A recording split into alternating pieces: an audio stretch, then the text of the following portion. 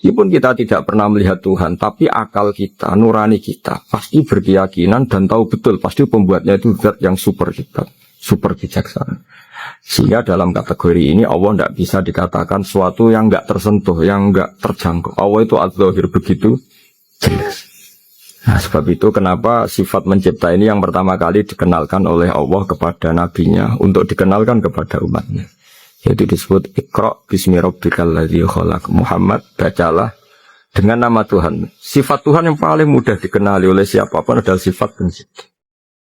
Karena ketika seseorang yakin dia lahir sudah ada bumi, dia lahir sudah ada langit, dia pasti akan tahu bahwa dia ada penciptanya. Sehingga paling mudah mensifati Allah atau mensifati Tuhan adalah bismi rabbikal ladzi khalaq. Tidak ada yang membahayakan hidup kita selain dosa kita sendiri. Tidak ada yang mencelakakan diri kita selain keburukan kita sendiri. Jangan lelah untuk tetap menjadi orang baik. Tetap gigih dan istiqomah untuk menebar kebaikan. Tetap jujur dalam pengakuan dosa. Dan menangislah hanya untuk aib dosa kemaksiatan kita. Aku membangun kesibukan bukan untuk bersaing dengan siapapun, karena aku sedang bersaing dengan diriku di masa lampau, melawan kemalasan, kebodohan, keluar dari zona nyaman, dan melawan rasa malu. Peperangan ini hanya bagi diriku sendiri, tidak berperang dengan siapapun. Nyatanya lawan sejati adalah hawa nafsu dan diri sendiri.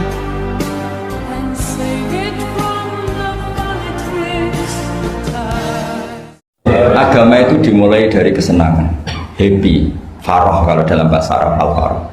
Ayatnya jelas, qul bi fadlillah wa bi rahmatih fa bidzalika falyafrahu. Ingat Muhammad dengan fadl Allah, anugerah Allah dan rahmatnya, kemudian dengan itu kamu harus senang. Sehingga dengan senang kepada Allah dan Rasul itu nikmatnya Masya Allah.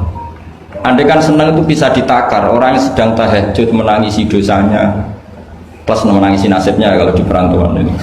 Itu senangnya sama orang yang sedang dugem itu mesti kalah, mesti senang yang sedang tahajud. Karena orang-orang maksiat itu sebenarnya orang-orang susah. Kalau tidak susah gimana? Setelah itu semua ditanya senangnya di mana? Tidak tahu dia mabuk. Sementara senang kamu ingat betul tadi malam saya nangisi dosa-dosa saya, nangisi nasib saya, kemudian tenang karena kembali ke Allah, kembali ke Rasul. Itu luar biasa senangnya.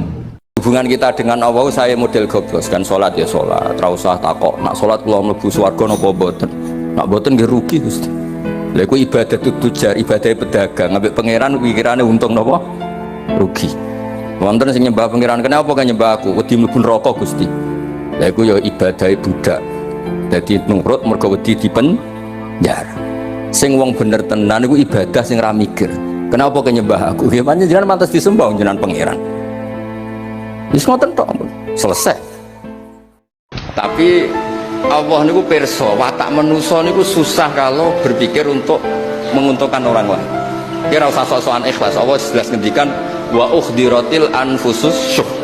Jiwa manusia itu pasti kikir. Berat kalau menguntungkan orang lain. Misalnya ana wong lomo mbek pacare ora krana lomo mbek pacare, dekne dhewe ku nuruti senenge, ora kok jajal nak kalau mau tenan mbek cah elek merongos nak gelem. Mboten kan? Kok sampean seneng kiai kadang nuruti seleramu. Kenapa seneng Gus Pak? Gus Pak iku ngajine gampang, soalnya kabeh swarga ora ono neraka. Iku karepmu dhewe. Jadi jarang orang yang demi orang lain itu jarang. Ono sering anggere isuk mlaku-mlaku mbek anak kula milan delok kuburan. Ya biasa mon, delok kuburan. Dia nangis terus mulai sholat duha. Jadi duha kula niku ora kok duhane sampean njaluk dhuwit mboten. Bak dateng pasar delok donya belajarno anak kula sing alit iku tuku jajan badane ning kuburan. Jadi kula fid dunya hasanah anak jajan, wa fil akhirati hasanah mulai umur kuburan sih. Anjen kabeh ulama iku ya. Wong kadang takok, Gus Pak wae ada bar kok pasar di kuburan. Sirine apa Gus? Mergo ora rasane dadi ulama ngono kok takon. Mergo pasar iku anggap ae donya, kuburan iku. Tapi yo ora terusin yo kadang-kadang. Tapi kan sik waras lah. Eling. Pasar iku gawe anak jajan, kuburan itu ya akhirat.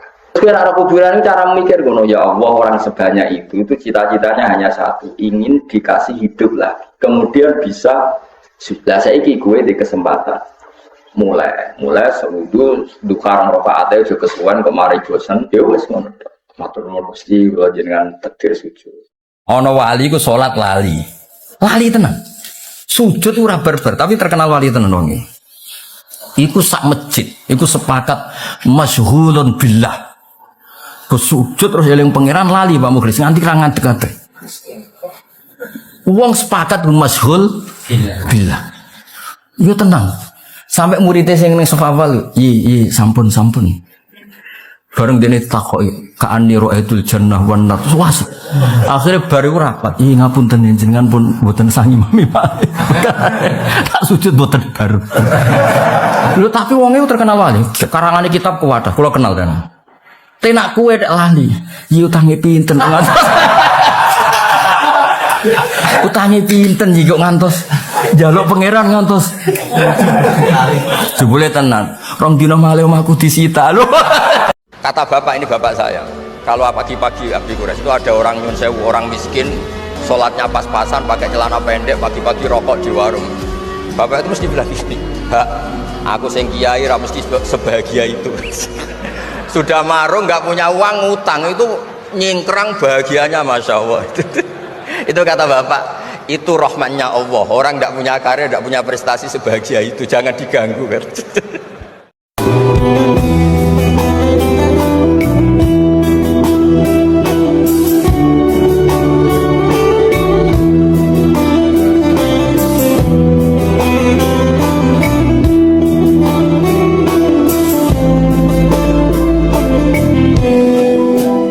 Tapi Allah niku pirsa, watak manusa niku susah kalau berpikir untuk menguntungkan orang lain.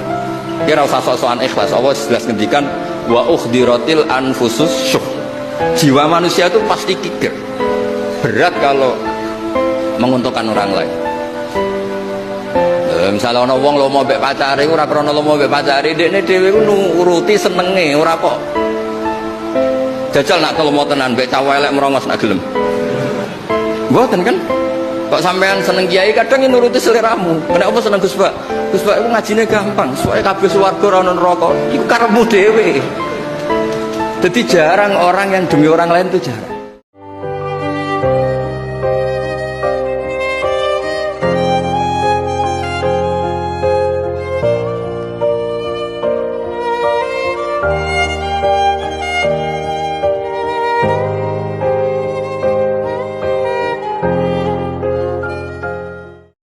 Saya berkali-kali cerita, mazhab Syafi'i itu alatut tadhir hanya dua, yaitu alma wa turab. Abu Hanifah nambahi wanar. Alasannya Abu Hanifah, orang mukmin yang dosanya banyak itu dibakar di neraka, dan alasannya Allah litadhirihim, untuk mensucikan mereka. Sehingga pikirannya Abu Hanifah, an-nar itu min alatit tadhir.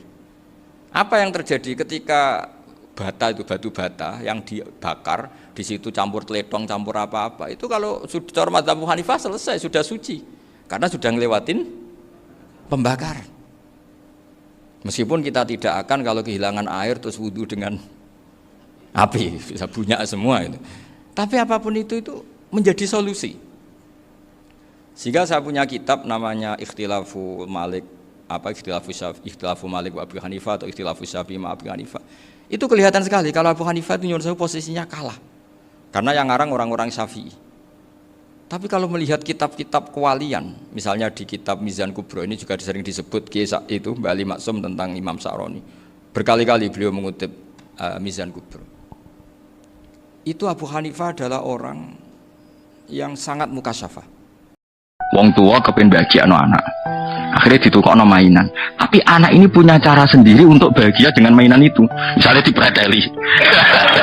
Lah, wong tua ora usah ngloroi nak mulai. Wong dia bahagianya dengan cara untuk orang ngamuk, lu tapi kalau larang-larang buat preteli, berarti dia sebagai subjek membahagiakan dengan cara yang tidak dikehendaki anak.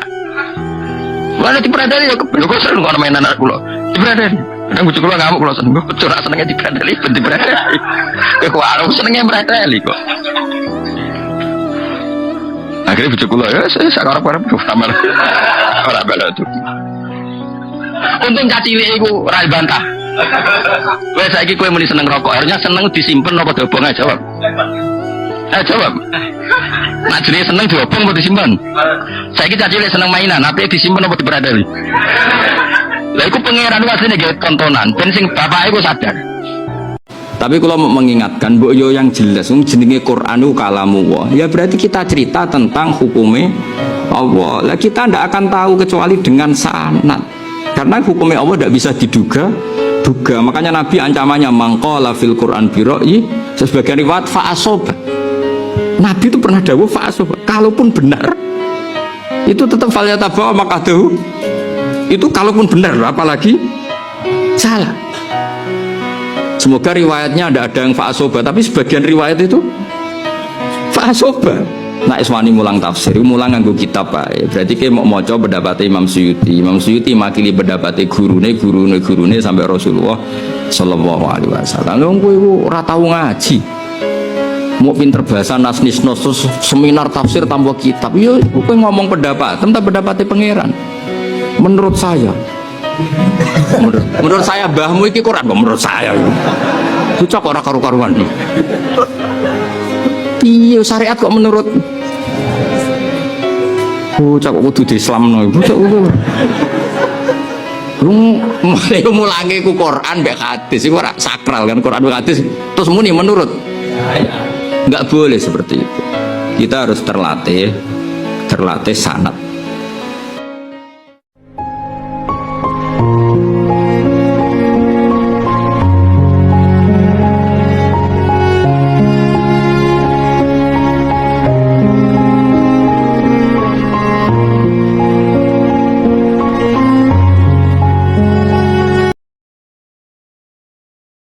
Selama ini kesalahan kita adalah nganggep maksiat itu pasti menyenangkan dan taat itu tidak menyenangkan. Makanya saya berkali-kali fatwa untuk melawan kenikmatan maksiat, orang harus terbiasa menikmati taat, menikmati kebaikan. Kita nimang istri nikmat, nimang anak nikmat, ketemu teman yang lama tidak ketemu juga nikmat. Akhirnya kita akan melewati berjam-jam untuk jagungan sama teman, sama anak, sama istri. Dan itu harus kamu nikmati supaya mengganti tidak berkebutuhan nikmat yang lewat jalur maksiat. Jadi saya mohon sarana-sarana yang menyenangkan itu, yang taat itu kita maksimalkan. Makanya bapak saya itu sering pesen, kowe nak ngaji sing guyon, sing seneng. Nganti wong maksiat itu karena cari kesenangan. Coba kalau kesenangan itu sudah didapatkan saat taat, maka tidak butuh lagi kesenangan yang berbentuk maksiat. Makanya Nabi pernah ngendikan wa qurratu aini fi sholat, nyaman saya itu kalau sedang sholat. Itu tadi, bayangkan kalau besok itu pasti mati. Latihannya harus gitu, bayangkan besok itu pasti mati. Berarti itu hari terakhir kamu. Ya, makanya sholli sholata muwaddi'in. Kamu sholat seakan-akan itu sholat terakhir. Dan bayangkan akhirat itu wa'mal li akhiratika ka'annaka tamutuhu. Dan bayangkan akhirat itu besok kamu mati. Sehingga ketemu istri ya seneng karena ini pertemuan terakhir, ketemu anak ya seneng ini pertemuan terakhir. Sholat juga tenanan karena ini sholat terakhir. Sehingga kalau mau maksiat tuh takut, jangan-jangan ini kehidupan saya terakhir kok tak pakai seperti ini. Allah itu bangga dengan argumen yang dibangun umat Rasulullah Sallallahu Alaihi Wasallam. Makanya masyhur itu Nabi ngendikan, saya rindu pada ikhwani. Ikhwani itu teman. Bersahabat pada ngendikan, alasna ikhwanaka ya Rasulullah, bukankah kita ini temanmu? Lah dari Nabi, antum ashabi, kamu itu sahabat saya, tapi saya rindu teman-teman saya. Siapa itu ya Rasulullah? Man amana bi walam yaroni, mereka iman saya padahal tidak melihat. Itu Allah lebih rindu lagi, dan Allah membanggakan hamba-hamba ini yang gak jelas ini semua itu mengalahkan para malaikat. Tentu dalam konteks itu, karena malaikat ketika iman, kowe wajar iman, memang kamu tahu saya. Tapi umatnya Muhammad sudah ada ditunggoni Muhammad, tidak ditunggoni kekasih saya, tapi tetap iman pada saya. Dinyak wong iku ibadah, sing ngenyak ndekne ngono iku ya kersane Allah. Ngerasa kersane Allah iku apik. Biasa, masyhur itu di tarikh-tarikh. Said Ja'far Shadiq itu putranya Said Muhammad Bakir itu dinyak wong. Nyuwun sewu, bahkan sebagai riwayat sampai didoni, dia asik saja liwat. Ketika ditanya, yang ngenyak itu jajal, kenapa Anda tidak emosi? Kata Said Bakir, apa kamu melihat saya ini orang sing anti mbek kodok kodar? Apa yang kamu lakukan ke saya? Pertama yang saya pikirkan adalah kulun bimuradillah. Semua ini kehendak. Nyatanya betul, orang tertentu yang dekat Allah itu benar-benar gak apa-apa, gak ngefek. Ada orang dirasani orang dihujat, ulama dulu malah ngirimi uang. Saya kirimno duit orang ini kok yang hujat saya. Kenapa? Dia mengasihkan kebaikannya ke saya dan menanggung keburukan saya ke dia. Ya, maka orang seperti itu harus dikasih hadiah. Potensi sosial itu bisa rubah. Orang yang sekarang kawan kamu bisa saja suatu saat jadi musuh. Yang sekarang musuh kamu bisa saja suatu saat jadi kawan. Terus kamu ngambil sikap tegas dalam sesuatu yang nggak stabil seperti ini, lalu tegas itu kan nggak pada tempatnya. Makanya yang seperti ini kata Allah pakai asa itu menawa-menawa. Asa wahu ayyaj'ala bainakum wa bainal ladzina ataitum minhum mawaddah. Bisa saja orang yang sekarang musuhan dengan kamu suatu saat dijadikan mawaddah. Mawaddah itu saling mengasihi. Kamu tidak usah tanya, wallahu qadir kata Allah, karena Allah mampu. Rungokno tenan, sampean boleh tidak cocok, tapi nek ora cocok keliru, neraka sampean. Iki nasib pangeran. Intajtanibu kaba'ira ma tunhauna anhu nukaffir ankum sayiatikum. Wong sing sukses ngilangi dosa gedhe iku insyaallah dosa cilike disepuro. Misale sampean gething mbek tangga, penggaweane ngrasani iku dosa. Tapi soal di sepuro mergo gak nyantet gak mateni. Jadi di semua segmen dosa kan ono kelas atas. Misalnya ra cocok nganti mateni kelas atas. Tapi nak ngrasani tok kelas ringan. Seneng wong wedok zina kelas berat. Tapi nak ndelok tok kelas ringan. Iku iso wae iso ben iku barokah ngeduwi sing gedhe, sing cilik di sepuro. Jika kamu jika kamu menjauhi dosa-dosa besar, nukaffir angkum sayiatikum. Wah sawong zuhud ra percaya lah piye wae ku dawuhe pangeran, kowe kudu iman dan ini menguntungkan Mas. Kowe kudu iman. Paham nggih?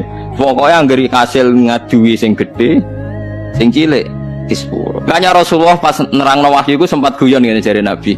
Kowe roh gunung jare dawuhe Nabi. Nggih ngertos ya Rasulullah. Gunung gedene ngono iku kok butiran pasir cilik. Dadi sawae dosane rohane cilik-cilik wis dadi butiran pasir, sing wis dadi gunung lah. Tapi syaratnya kudu tetap cilik. Paham ya? Ya kan ya rungokno, syaratnya kudu tetap cilik. Jadi kalau hidup kamu sudah bertautan dengan Allah semuanya indah. Maka na yu'minu billahi wal yaumil akhir falyukrim jarahu. Kalau kamu iman sama Allah dan Rasul, hormati tetangga kamu. Bukan pakai hukum sosial. Kalau baik saya baiki, kalau enggak. Berarti ada terdikte oleh makhluk. Terdiktelah oleh Allah Subhanahu wa taala yang suruh supaya kita selalu baik. Ada saat di mana Allah itu ngeritik bojo dikritik. Misalnya inna min azwajikum wa auladikum aduwwal lakum. Bojomu musuhmu, bojomu anakmu kadang-kadang ya musuh. Ciri khas musuh adalah menghalangi dari kebaikan. Bojomu ngalangi kowe kok kebaikan kan ya bolak-balik.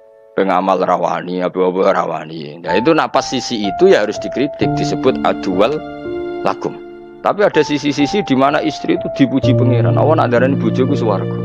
Iku nenggone ayat wa yad'u ilal jannati wal maghfirati bisni. Iku jelas darani bojo swarga kan wala amatum mukminatun khairum min musyrikati walau ajabatkum. Sak teruse to ulaika yad'una ilan nar. Wong-wong kafir sing mbok dadekno bojo. Misale ana wong Islam kok rabi wong kafir jare pangeran dawuh ulaika yad'una ilan nar. Kowe ora rabi non muslim iku padha karo kowe ajak-ajak mara neraka. Terus Allah dawuh wa yad'u ilal jannah. Tapi Allah ngajak kowe iku ngawini mukminah. Cara pandang kita terhadap orang lain itu harus hal-hal yang nyata. Kalau kesalahan mereka nyata, kebaikan mereka juga nyata. Kenapa kita hanya ingat sisi yang jelek, tidak ingat sisi yang baik? Saya sering cerita ke santri-santri saya, bahwa setiap saya pengajian diundang orang di mana-mana itu saya mesti istighfar. Karena gak ada pilihan. Saat saya datang ke pengajian di Sulawesi, misalnya saya tinggal ngaji di sini. Saat saya ngaji di sini, ninggal undangan yang di sana. Hidup itu tidak banyak pilihan, meninggalkan kebaikan, melakukan kebaikan. Artinya gini, dalam kebaikan saja ada kebaikan yang ditinggalkan. Apalagi dalam kejelekan. Makanya di sini ada pepatah terkenal dalam ilmu tasawuf itu. Wastighfaruna yahtaju ilal istighfar. Saat Anda baik saja butuh istighfar. Ya Allah, saya ingin kenal Engkau karena kenal Engkau ini abadi fi hayati wa ba'da mamati. Tapi kenal manusia itu tidak abadi. Akhirnya wiridane Allah. Nikmat. Dan kok soal lalineh ya lali wong jenenge manusa. Aku aja suwe-suwe laline bariku eling neh, bariku lali neh. Tapi apapun itu baru kayak ngaji kita ngerti pentingnya kenal Allah Subhanahu wa Ta'ala. Kalau kita kenal manusia sausé ke mati tidak bisa nolong kamu. Saya kena kayak kenal Allah, inna sholati wa nusuki wa mahyaya wa mamati lillahi rabbil alamin. Makanya saya minta kangkang di sini bisa makan itu harus syukur. Makan itu luar biasa. Saya tuh sering nyontohkan di Jogja ini. Saya punya temen sakit. Kalau nggak ada obat dari Belanda itu mati. Kalau ini nggak dapat obat bagus dari Belanda atau dari Jerman itu meninggal. Berapa bulan lagi matinya? 3 bulan. Kalau nggak sampai dapat obat mati 3 bulan. Oh masih mandi obat yang di Jogja. Apa itu makan atau minum? Kalau orang nggak minum nggak sampai 3 bulan sudah mati. Boy orang itu mikir seperti itu. Tapi kita ini kalau obat dari Jerman, dari Belanda itu hebat. Kalau enggak kita mati sebulan lagi, 3 bulan lagi. Allah bikin obat pada kita tiap hari, yaitu kita bisa makan, bisa minum. Itu kalau sekali nggak makan 5 hari bisa mati sampai. Tapi kita karena ngakan tuh hal yang biasa, nak duit iso utang terus dianggap biasa. Ini kalau ulama masalah besar. Punya otak seburuk itu tuh masalah besar bagi ulama.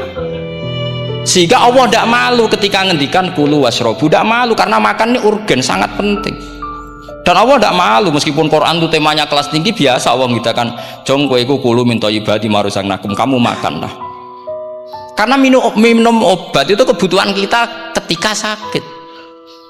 Tapi kalau makan adalah kebutuhan kita sihatan wasukman, saat sakit maupun saat sehat. Nah, kalau Anda dengan kualitas ini, ketika Allah membicarakan makanan itu Anda akan respect sama Allah karena memang ini urgen betul.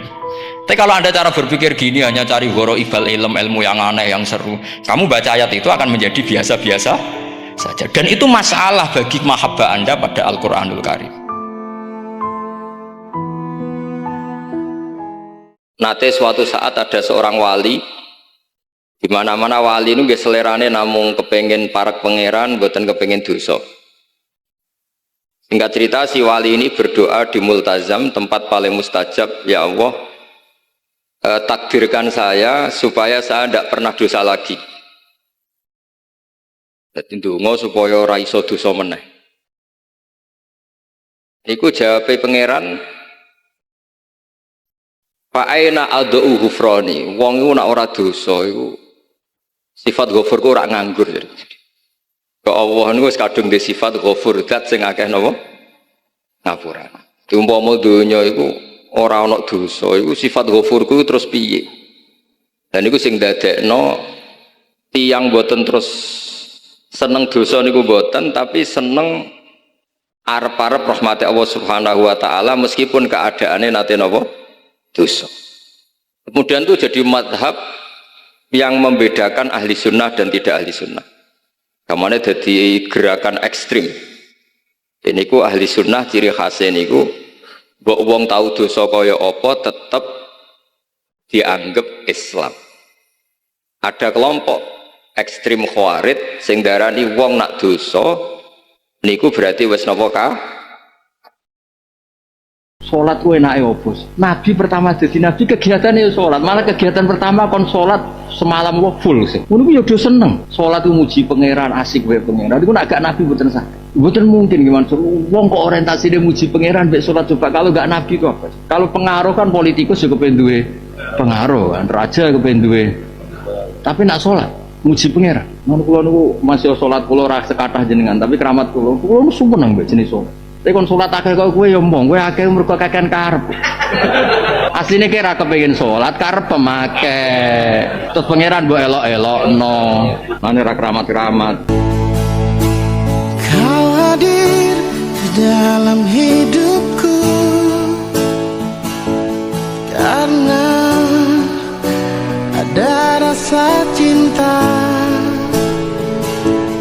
Kau sebagai pendamping terakhirku untuk selamanya.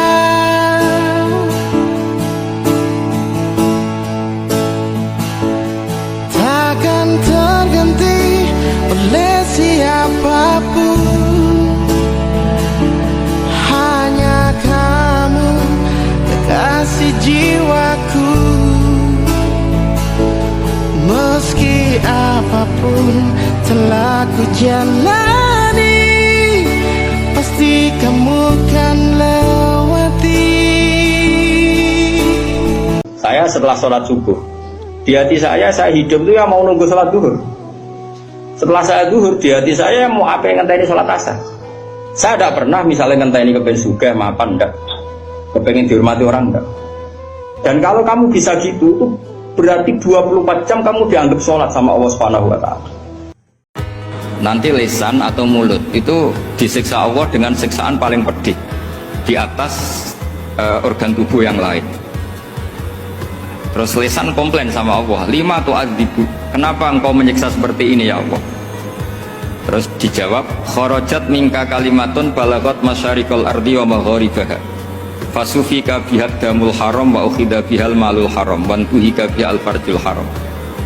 Jadi lisan itu kalau kadung ngomong, itu orang yang harusnya disukai gara-gara dia provokatif atau menceritakan kebencian, orang benci semua. Nah kita ini kan wong sombong. Kita semua ini nak wong sombong, nak dongakno Kanjeng Nabi, wong kowe dhewe nasib ora jelas kok dongakno wong sing jelas. Ya bener-bener guyu malaikat. Ya Allah. Tolong ya Rasulullah iku jenengan sakene ini nak ora bahaya kafir iku coba.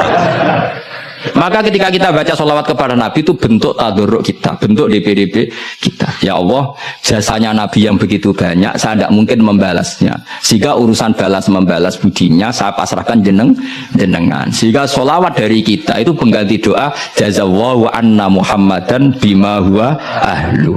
Balaslah ya Allah Rasulullah Muhammad dengan status yang beliau miliki. Karena kita ini utang jasa tapi tidak berkutik mau balas pakai sehingga sama-sama sholat. Minallah maknanya pemberian, dari malaikat maknanya istighfar, dari kita maknanya tadarruk. Semuanya katanya sholat. Saya sebagai ulama akan ngomong terus kalau riba itu haram, bunga bank itu haram. Meskipun pakar-pakar ekonomi, pakar perbankan akan mengatakan hil sing mustahil, sebuah sistem keuangan tanpa nopo bunga, tanpa bank itu muhal.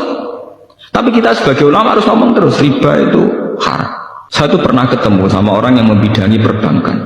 Pak Bahak, saya akan ngomong terus kalau bunga itu penting karena itu harga mati dalam sistem perbankan. Ya saya bilang, saya akan ngomong terus kalau riba itu haram sebagai konsekuensi bahwa ulama harus mengatakan kalau riba itu haram. Tapi kan gak realistis, ekonomi itu tidak jalan kalau tidak ada riba. Ya saya bilang, kemelaratan itu akan jalan terus selagi yang kaya masih menghisap yang miskin. Ya itu memang saya akui akibatnya ya begitu ya sama. Artinya ya, tapi kita akan menjadi bodoh ketika pakar-pakar ekonomi mengatakan tidak ada bunga maka tidak ada perbankan, ekonomi macet. Kita seakan-akan bodoh dan kalah.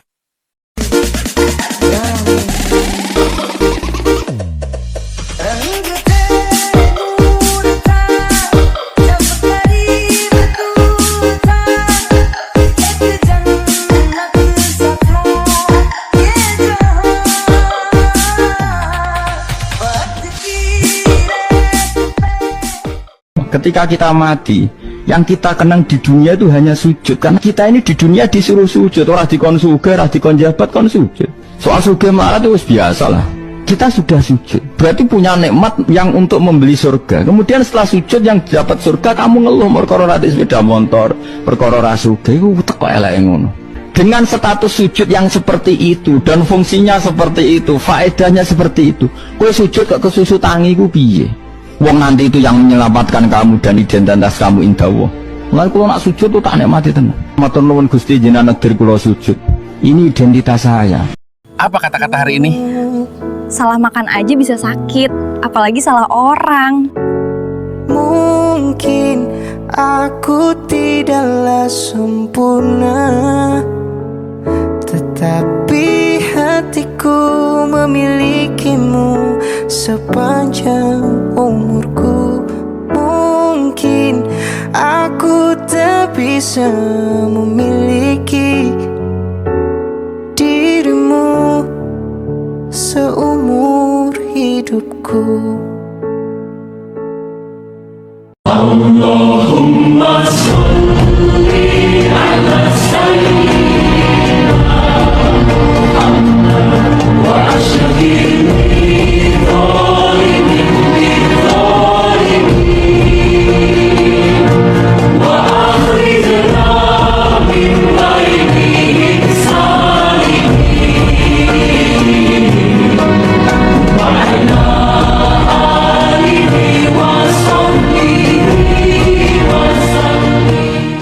Jika kamu bisa senang kenal pejabat, kenal kiai gede, kenal artis, kenal tonggomu, mosok kenal pangeran ra seneng. Kowe iso muji mobil, muji dhuwit, muji banyu, muji es. Wong es yo trimo es anyep terus mbok puji, "Wah enak ngombe es seger. Wah enak mangan sate, wah enak." Iku bocah TK ya iso, copet ya iso, maling ya iso, profesor ya iso, kiai ya iso. Dadi nyifati ngono iku mustarok, angger wong napa? Iso. Tapi nak nyifati enake tahajud nak ra wong saleh ra iso. Nyifati enake napa? Tahajud nak ra wong saleh ra iso. Kowe seneng dhuwit. Nyuwun sewu wong nganti dadi copet ya seneng dhuwit. Nganti dadi koruptor mergo seneng dhuwit. Wong nganti mergawe koyo ngono ya seneng dhuwit. Terus kowe muni ngene, dhuwit iku penting. Ya cah cilik ya roh kabeh wong ya roh. Tapi nak sampean kepen saleh, mbok saleh. Tahajud itu penting. Tapi ora ono ngandel insyaallah. Ini kan maksudnya kowe ku latihan iso nyifati sesuatu sing ora mustarok, sing roh orang-orang spesial. Ibu cerita mawon sama rata tersinggung maksudnya niku wa qurratu aini. Mergi ke logikane wae. Pejabat suatu saat yo kapundhut, kiai yo kapundhut, artis yo mati kabeh, kiai yo kapundhut semuanya. Tentu kita kenal orang-orang yang makhluk ini masalah. Nak buat lebokno ati, sing buatan kapundhut namung Allah Subhanahu wa taala. Akhirnya terus supenang, ya Allah saya ingin kenal engkau, karena kenal engkau ini abadi. Fi hayati wa ba'da mamati. Tapi kenal manusia itu tidak abadi. Akhirnya beritanya Allah, Allah, Allah, Allah. Nikmat. Lah kok soal lalineh ya lali wong jenenge manusa. Tapi aja suwe-suwe laline bariku eling neh, bariku lali neh. Tapi apapun itu baru kayak ngaji kita ngerti pentingnya kenal Allah Subhanahu wa taala. Kalau kita kenal manusia sausé ke mati tidak bisa nolong kamu. Tapi nak kayak kenal Allah, inna sholati wa nusuki wa mahyaya mamati lillahi rabbil alamin. Hidup kaya raya, sejahtera, jabat, orang lain anak buah semua. Ternyata itu nggak penting ketika kita di akhirat. Yang penting adalah Anda meninggal dalam keadaan menghamba kepada Allah Subhanahu wa taala. Saya berkali-kali ngaji, kalau saya berkali-kali bilang, andai kan hati kita nanti direkam Allah, nanti di akhirat sudah direkam, orientasi kita direkam nanti. Pak Agus misalnya ingin punya mobil, punya rumah mewah, punya apa, terus orientasinya gitu. Di depan Tuhan yang menyuruh kita, mensyariatkan kita, inginnya itu ya jadi hamba Allah terbaik, jadi kekasihnya Allah, jadi hamba yang bersujud, dari hamba yang bersedekah. Jadi ini kan tidak sambung, ada cita-cita versi Allah yang dianjurkan Allah, yaitu bercita-cita jadi hamba yang soleh, yang bermanfaat, yang memanfaati orang banyak. Kemudian ini ada cita-cita yang hadun nafsi, ingin mapan, semua orang anak buah. Hal-hal seperti ini itu harus kita jaga, jangan sampai terjadi. Makanya di semua kitab, pertama mendahulukan bab niat itu ya faman kana hijratu ila Allah wa rasuli fa hijratuhu ila Allah wa rasuli. Orang baik itu orang yang orientasinya itu menuju Allah Subhanahu wa taala. Lalu yang kurang baik adalah orang yang orientasinya itu ya harta, perempuan, pokoknya inginnya itu hal-hal yang kepentingan dirinya sendiri. Nah, lalu kenapa kita kadang tidak tahu? Ya tidak tahu itu karena tadi kita kalau tidak wiridan itu tidak punya efek samping kan. Tapi kalau kamu nggak punya uang kan terus lemes. Karena ngerti itu terus uang itu penting, wiridan tidak penting. Nah dari kesimpulan itu sebenarnya kita menjadi bodoh.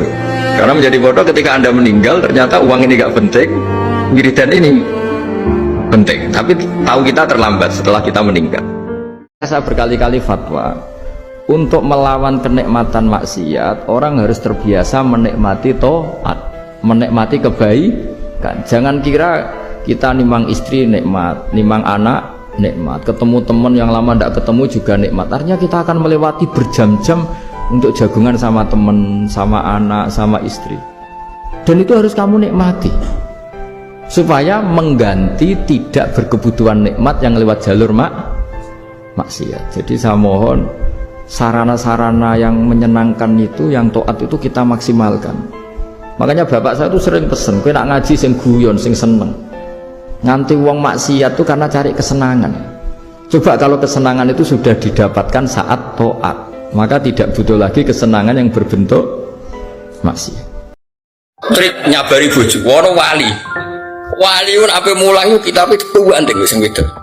Baru gue oh mau dorong ngomong di sewan kok kayu, sampai murid itu Ih, bojone regane piye? Tak tukune jar waktu tak tukune Gus. Dhisik mahare kabeh tak balekno jenengan pegat. Keramat kiai iki ora ndonga apa ya mandi kecuali ndonga ben bojone ku ora cerewet. Ora mandi.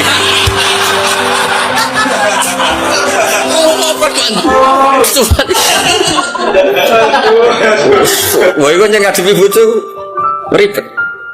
Tapi alasannya wali itu lucu, iki kena mbok tiru. Kena apa mboten jenengan pegat iki? Aku iku wali. Kuwatirku wong wedok iki ora ana wong kuat. Wong wedok iki madharat tok. Aku kuwatir kena wong mukmin liyane. Ben aku wae sing kena. Wah, apike ngono. Kira di bojo cerewet itu rumah bagian proteksi orang mukmin lain biar gak kena dampak.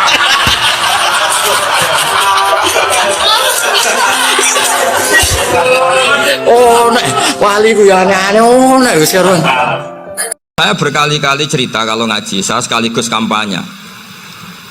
Allah itu Tuhan yang begitu fair. Untuk menjadi Tuhan Allah mempersilahkan, ada kualifikasi Tuhan. Jadi boleh dikompetisikan, itu boleh kata Allah. Gak apa-apa kamu ngaku Tuhan gitu kata Allah. Tapi nak ngaku pangeran itu paling gak ya direputasi lah. Ada verifikasinya. Dimulai dari apa? Ya kalau jadi Tuhan itu setidaknya bikin langit bumi lah. Aturannya gitu. Jadi kalau daftar bupati ya daftarlah ke KPU. Masa tahu-tahu jadi apa? Tuhan kemudian tidak punya prestasi bikin langit bumi. Sehingga Allah itu cara ngendikan itu ya fair.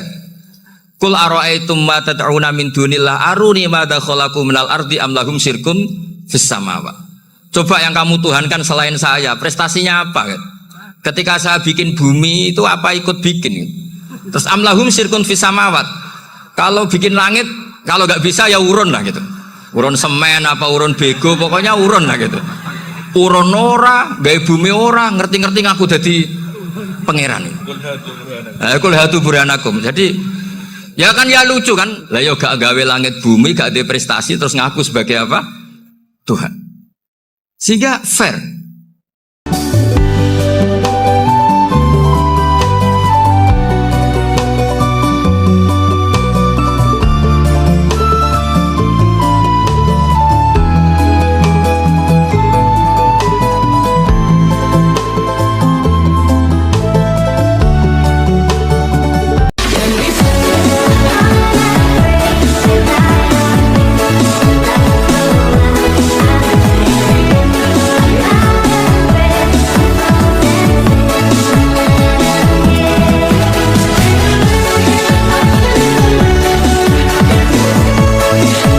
Orang yang punya akal karena sadar ini wilayah Allah, semua milik Tuhan, itu dia tiap hari berpikir besok Allah akan melakukan apa terhadap dunia ini. Kalau dalam kitab hikam itu disebut al-akil mayakul madza yaf'alu wa hubi wal ghafil mayakul madza af'al. Kamu merencanakan suatu mau plesir ternyata gempa, mau wisata ke Rusia ternyata perang. Kamu tidak pernah tahu apa yang akan terjadi besok. Wa ma tadri nafsum madza taksibu ghadan.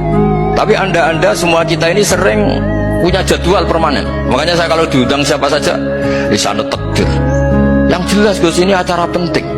Ya masih acara penting nggak pangeran ngersakno apa piye? Kok apa jadi pangeran? Kamu kok mau jadi Tuhan? Itu kadang ya kiai. Penting Gus acara ini jenengan harus memastikan bisa. Loh kamu itu yang ngajarin tauhid sesuatu itu biadillah kok bilang-bilang apa pasti. Kalau maksa terus tak tobatkan loh kamu kata. Ya kalau gitu Gus bilang insya Allah. Wah itu hati saya, fisik saya, roh saya sudah bilang insya Allah. Jadi kalau anda sholat kok masih sering salah, dan saya yakin semua orang juga gitu, kalau nggak nabi, nggak wali itu ada ya kesalahan-kesalahan yang tidak fatal-fatal banget karena ada kebaikan yang anda lakukan, yaitu ketika anda dipanggil, anda istijabah, anda mengiyakan dengan menghadap, ya, itu sudah bagus. Nah setelah menghadap ternyata disuruh apa itu tidak nurut. Disuruh apa gak nurut itu satu kesalahan yang tidak mengganggu poin pertama tadi, anda menghadap. Sehingga banyak cerita di hadis-hadis ada sahabat yang zaman itu tidak soleh-soleh banget. Zaman itu ketika Nabi, saya ini mau sholat ya Rasulullah, tapi jangan diminta berhenti dari begini-begini. Beliau menyebutkan sekian kemungkaran sahabat tadi. Nabi komentarnya itu sayan hahumayakul. Nanti kalau sering sholat lama-lama ya enggak begitu itu. Nah ini kelirunya kita sebagai manusia. Lama-lama juga baik itu kita kira itu terus harus sekarang gitu loh. Ya itu keliru, harus sekarang itu keliru. Bisa saja kita ini setiap sholat pasti sudah ditulis Allah nanti itu mati baik. Lala nanti habis asar sebelum kita maksiat sudah mati, habis sisa sebelum kita maksiat lagi sudah mati. Jadi barokahnya sholat itu ada waktu yang potensi ya, potensi sholat itu akhir kenangan kita, sholat itu identitas kita, sholat itu status kita. Suatu saat Rasulullah itu ngendikan begini, nanti saya kata Nabi akan nyafaati kalian semua. Sahabat-sahabat tanya, ya Rasulullah dengan sekian miliar orang bagaimana kamu mengenali kita? Saya ulang lagi, suatu saat saya nanti akan nyafaati kalian karena saya kenal kalian. Maksudnya di akhirat. Ya Nabi, di akhirat. Terus sahabat tanya, ya Rasulullah bagaimana engkau mengenali kita sementara nanti di akhirat bermiliar-miliar orang. Terus Nabi ngendikan gini, jika kamu punya unta dengan tanda tertentu, saya ulang lagi, jika kamu punya unta punya tanda tertentu, dalam jidatnya ada begini, dalam tangannya ada gini, dalam kakinya ada gini, maka apa kamu bisa membedakan untamu dengan unta orang lain? Ya bisa ya Rasulullah, karena unta kita khas. Misalnya kaki depannya ada putihnya, kaki belakangnya ada putihnya, dalam baduknya ada putihnya. Kata Nabi, inna ummati yud'auna yaumal qiyamati hurran muhajjalin min asaril wudu. Nanti umatku nanti wajahnya juga bersinar, tangan kakinya juga bersinar. Jadi asar itu saya pastikan secara riwayat itu akhirat, maksudnya tentang akhirat. Ya kalau yang saya ngajikan itu baik, yang dapat pahala yang terkenalkan itu. Karena mereka sudah tidak bisa dapat pahala lewat alimnya, ya sudah nge-share saja. Daripada niru alimnya berat, ya sudah nge-share saja. Jika ada yang melihatmu sebagai musuh, itu berarti kamu cukup penting. Jika ada yang melihatmu sebagai ancaman, itu berarti kamu cukup kuat. Jika ada yang membicarakanmu di belakang, itu berarti kamu cukup menonjol. Jika seseorang memanfaatkanmu, itu berarti kamu memiliki nilai. Jika seseorang mencoba menjatuhkanmu, itu berarti kamu sudah berada di atas mereka. Jika seseorang meragukanmu, itu berarti kamu telah mendorong batas yang mereka tidak bayangkan. Ingatlah semua hal ini datang dari orang-orang yang tidak mampu menyamaimu. Jadi jangan sampai semua itu membuat langkahmu terhenti.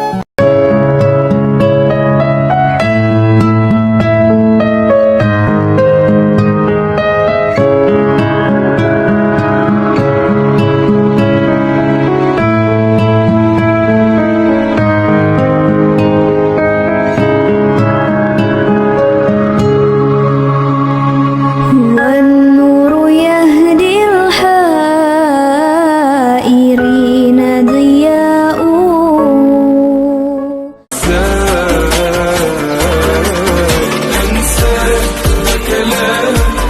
طب انت قدرت تنساني انا اموت ما انا ما عنديش قرار تاني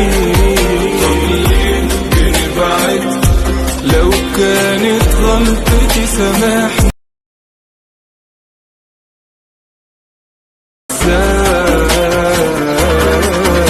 انساك ده كلام طب انت قدرت تنساني انا اموت ما انا ما عنديش قرار تاني بنبعد لو كانت غلطتي سامحني